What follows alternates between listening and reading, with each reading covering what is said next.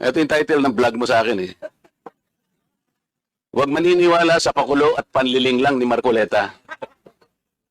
Ano ang panliling lang ko, attorney? Una, hindi mo ako kilala. Ikaw, hindi rin kita kilala. Pero dito lang sa title na title pa lang. Huwag maniniwala sa pakulo at panlilin lang ni Marcoleta. Attorney, kahit kailan wala akong nilinlang na mamamayan ng Pilipinas. Wala kang karapatan na akusahan mo ako ng ganito. Kung ang pinag-uusapan ay gusto mo lang ma-informahan ang mga nagpa-follow sa'yo kung sino-sinong maraming nagpa-follow. Basta po tungkol po talaga yung naging topic ko po kayo tungkol dun sa rally ng Ano nga yung sinabi ko sa rally na nanilang ako ng Pilipino? Wala ka man lang maisip? Ito yung uri mo na hindi kailangan talagang nagbablog eh. Nami-mislead mo yung mga tao. Nililin lang mo yung mga tao. Wala akong makitang panlin lang na ginawa ko sa ating mamamayan. Ikaw, ang lakas ng loob mo na mag-vlog. Abogado ka pa naman.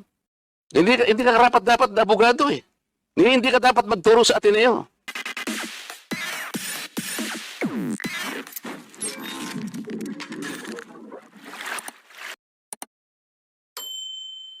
Ako po si Attorney Ricky Tumutorgo.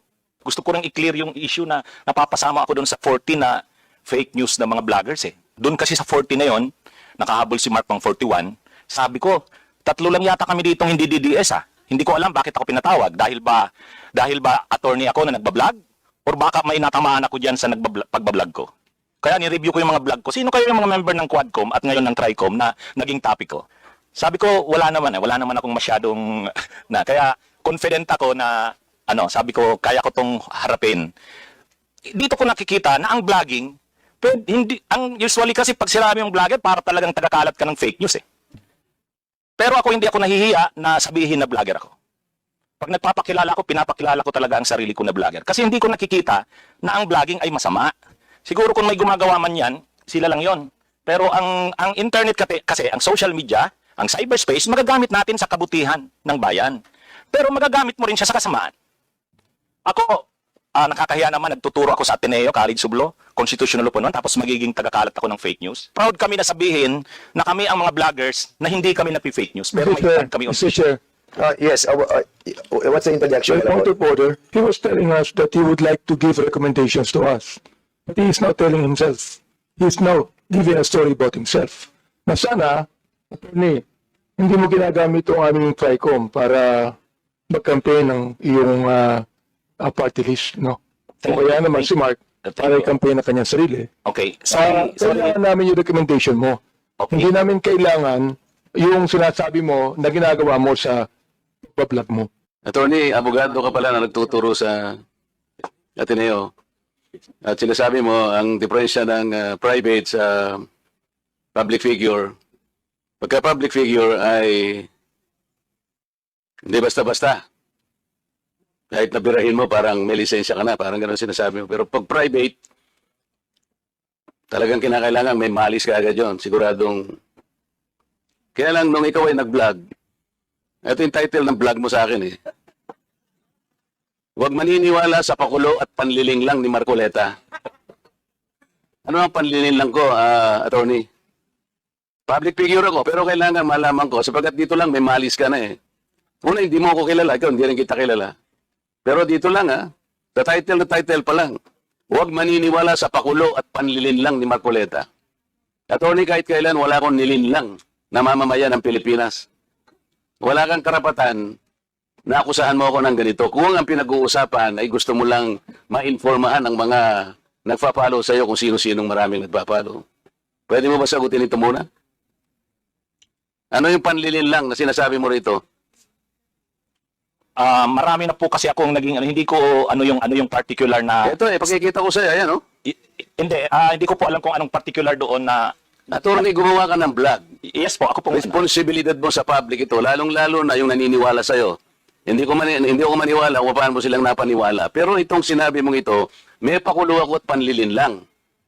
Ito yung sagutin mo. Hindi ako naniniwala hindi mo naalala ito. Mr. Chair? Mr. Chair? Actually po, dun yata yan sa rally ng Iglesia ni Cristo na naging subject din ako po ng programa ninyo sa yung 20 kasama Honorable Congressman Marcoleta. Ako po yung naging subject nyo doon ni Saganang Mamamayan.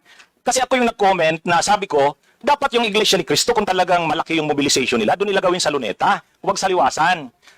Yun yung kasi, pag sa Liwasan kasi, Attorney, huwag mong nililihis ang usapan, ano? Ang Hindi, yun po pinag-usapan yung panlilin lang na sinasabi mo at pakulo. Walang kinalaman yung rally ng INC dito. doon ko po kita, Honorable Congressman Anong Marcoleta. panlilin lang ang ginawa ko doon sa rally? Yung po yatang speech nyo doon Hindi sa pa yata, kailangan siguruhin mo. Nagsalita ako doon, anong parte ng speech ko ang nilinlang ko ang mamamayang Pilipino? Honorable Congressman Marcoleta, yung reaction ko po yata yung speech nyo po doon sa Ano stage. nga, kung alam mo yung speech ko, ano yung panlilin lang doon? Tingnan ko po dito sa ano ko, kung ano yung, ang dami ko na po kasing naging content tungkol Ay, dito. hindi ganun. Ako kapag ka sinabi ko, alam ko ang pinagbabasihan ko. Kahit matagal na yon, maaalala ko. Pag nilinlang ako ng isang tao, alam ko. Problema sa inyo, hindi ko nilalat ang vloggers, ano?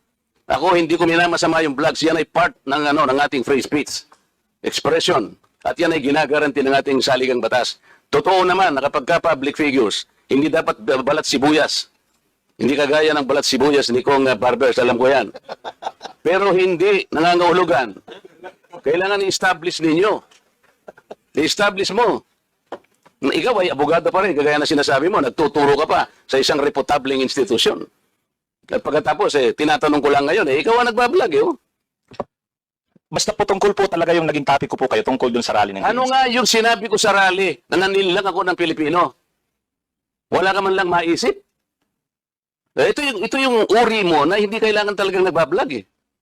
Nami-mislead mo yung mga tao, nilililang mo yung mga tao. Ang dahilan ay hindi mo man lang masabi kung ano yung aking mga panlilinlang na sinasabi mo rito. Makulo at panlilinlang. Hindi ganyan yung mga vloggers na kilala ko. Yung mga vloggers umaatake rin sa akin, pero hindi ako balat sibuyas. Sapagkat may basihan ang kanilang sinasabi. Yung pinag-uusapan siguro namin dito. Gusto nila niyang tingnan siguro kung ano yung mga seeds ng mga aming pinag-uusapan dito. Hindi ako balat sibuyas, pero ito, wala akong makitang panlilinlang na ginawa ko sa ating mamamayan. Ikaw, ang lakas ng loob mo na mag-vlog. Abogado ka pa naman. O ano? Gusto, panoorin ko po mamaya itong ano, kung ano Ayun ang hirap sa atin, Mr. Chair, eh. ano po kasi, Isip-isipin mo, bigla ka na lang gagawa ng isang vlog na ngayon itatanungin kita ng diretso, wala ka man lang masabi, kahit isang panlilin lang. At ang inaakala mo, baka sakaling doon sa rally. Ibig mo sabihin, naharap ako sa rally pagkalaki-laki, para manlilang lang ako ng mamamayang Pilipino? Hindi ka dapat na abogado, eh. Hindi ka dapat magturo sa Ateneo. Sinasabi ko sa iyo ngayon. Ako hindi ko inaakusahan ng mga vloggers. Kahit masasakit ang sinasabi nila, ngunit merong basihan. Meron silang pinagmumulan na basihan. Pero ikaw, attorney, dahil sa attorney ka, yan ang sinasabi mo, at nagtuturo ka pa sa isang reputabling institution. Dito lamang sa title mo, eh. Huwag maniniwala sa pakulo at panlilin lang ni Marcoleta. Pagkatapos tatanungin kita ngayon, kung anong panlilin lang ang ginawa ko, wala ka man lang masabi. Kaya naman kitang idemanda pero hindi na kita pagtitsagaan, eh, kung ikaw lang. Gusto ko lang malaman ng mga tao na walang basihan tong ginagawa mo. Para sa akin, sapat na. Nakabayaran sa'yo. O total, hindi na siya makakimo, Mr. Chair. Tatigilan ko na siya.